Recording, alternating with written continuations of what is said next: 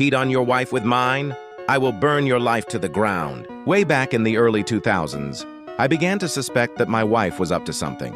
Our two kids were about 4 and 6, still young, but not so young they couldn't tell you something about what had happened in their day. They started talking a lot about staying with my wife's parents during the day, which wasn't really that strange in and of itself, but since they lived about 90 minutes away, doing so 2 or 3 times a week seemed a bit much. That was basically every day she wasn't working at her part-time job. When I asked her about it, she denied it, but was never a good liar. So I started tracking the mileage on her car, and sure enough, she was driving an extra 400 or so miles per week. I knew some shit was going on.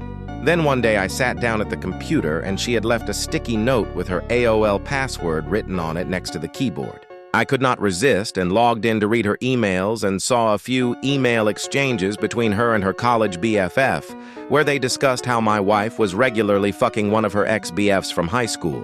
No mention of details about him other than my wife also talking shit about his wife making fun of how she'd gotten fat after having kids.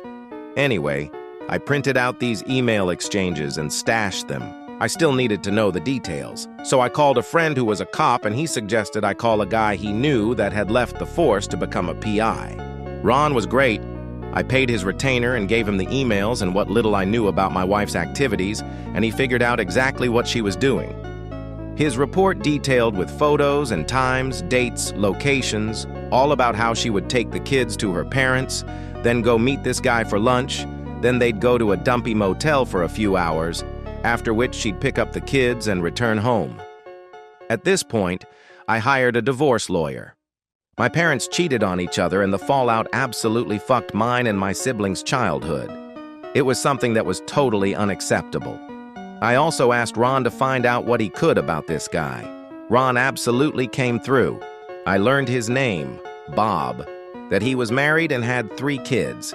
I also found out that he worked as a VP of sales for his father-in-law's business.